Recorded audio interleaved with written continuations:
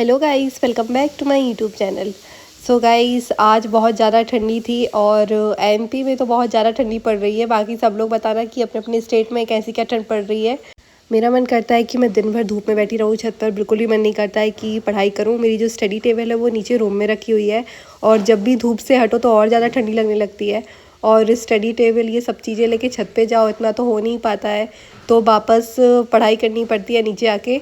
और फिर मुझे बहुत गुस्सा आता है, सोचती हूँ कि इससे अच्छा तो पढ़ाई ही नहीं करती हूँ, लेकिन धूप में बैठी रहती हूँ। क्योंकि जब तक धूप में बैठे रहते हैं तो थोड़ी कम ठंडी लगती है, लेकिन जैसे ही धूप से हटते हैं ज़्यादा ठंडी लगने लगती है।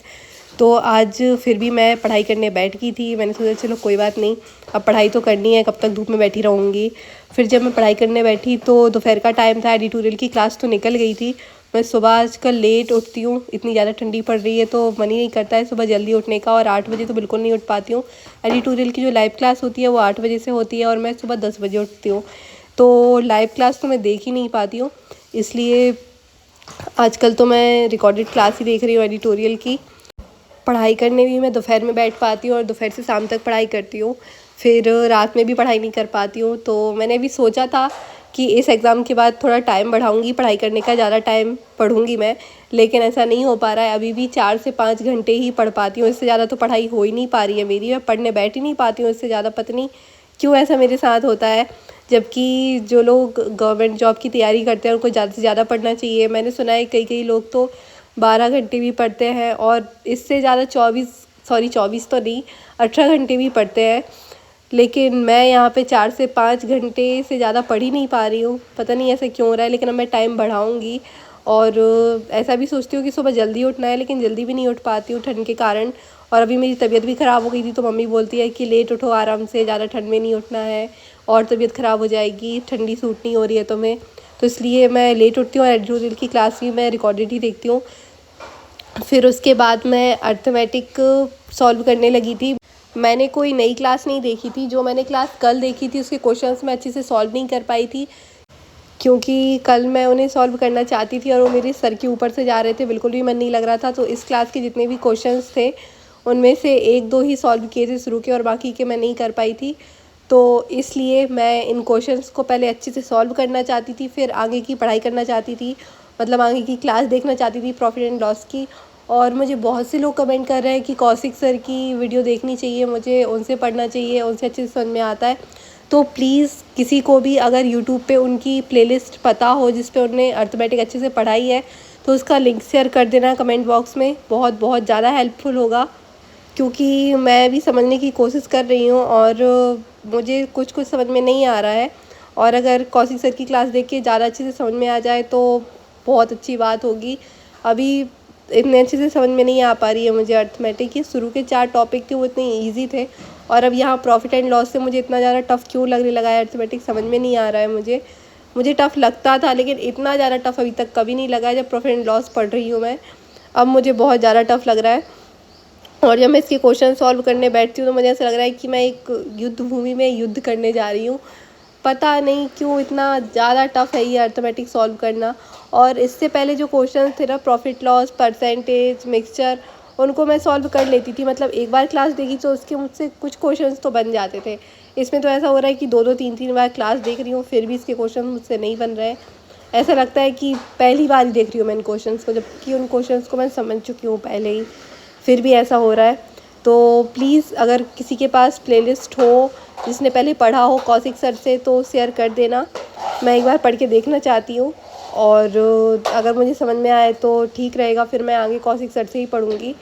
और अभी कुछ दिनों से मेरा पढ़ाई में बहुत कम मन लग रहा था, क्योंकि मेरी दीदी भी यहाँ पे नहीं थी। मेरी छोटी बहन भोपाल में रहती है तो मेरी दीदी भी भोपाल चली गई थी उसी के साथ रहने, और अब कल वो वापस आ गई है, तो अब उनके साथ मैं पढ़ाई करती हूँ तो मेरा ज़्यादा मन लगता है, ज़्यादा टाइम तक मैं पढ़ाई करने बैठ पाती हूँ, क्योंकि वो भी बैंक की तैयारी करती हैं और मैं भी बैंक की तैयारी कर रही हूँ, तो हम दोनों साथ में ज़्यादा टाइम तक पढ़ने बैठ जाते हैं। और मुझे कोई भी डाउट होता है, कोई भी क्वेश्चन होता है तो मैं उनसे पूछ लेती हूँ, कुछ समझ में नहीं आता है तो भी मैं उनसे पूछ लेती हूँ। और अभी कुछ दिनों से मैं अकेली अकेली पढ़ती रहती थी, बस स्टडी रूम में मैं खुद ही बैठी रहती थी और ज़्यादा बैठ भी नहीं पाती थी, फिर मैं अकेले अकेले बोर हो जाती थी। तो मैं सोचती थी चलो अब बाद में पढ़ाई करूँगी, अभी इतना नहीं पढ़ती हूँ। और मेरी छोटी बहन भी भोपाल से आ गई है, तो उसका कहना है कि अभी उसकी प्लेसमेंट होगी नेक्स्ट ईयर, तो नेक्स्ट ईयर जो प्लेसमेंट होगी उसमें वही क्वेश्चंस पूछेंगे, जैसे कि रीजनिंग, मैथ्स और इंग्लिश। तो वो बोल रही थी कि तुम मुझे पढ़ा देना, और वो मुझे वही टॉपिक बोल रही थी जो मुझे बिल्कुल ही समझ में नहीं आ रहे हैं। उसका कहना है कि आप मुझे परसेंटेज, प्रॉफिट लॉस और ये interest, compound interest, simple interest, ये सब पढ़ा देना। तो ये तो अभी मैंने खुद नहीं पढ़े, मैं उसे किस मुंह से जवाब दूँ कि मैं नहीं पढ़ा पाऊँगी। और मुझे 7 से 8 महीने हो गए हैं बैंक की तैयारी करते हुए, और अभी तक मैं इतना भी नहीं पढ़ पाई हूँ। तो मुझे बिल्कुल ही समझ में नहीं आ रहा है कि मैं कैसे बोलूँ कि अभी तक ही मैंने भी नहीं पढ़े, मुझे भी समझ में नहीं आ रहा है। अगर ये मैंने बोल दिया तो छोटे भाई बहन तो जल्दी से बोल देते हैं कि इतने टाइम से क्या कर रहे थे, इतना भी नहीं पढ़ा तुमने, क्या कर रही हो, पढ़ाई कर रही हो या टाइम पास कर रही हो। तो पता नहीं, मैं उसे ये बोल देती हूँ कि मैं तुझे क्लास दे देती हूँ, मेरे पास टाइम नहीं है पढ़ाने के लिए। फिर उसके बाद मैं पढ़ने लगी थी परफेक्शन।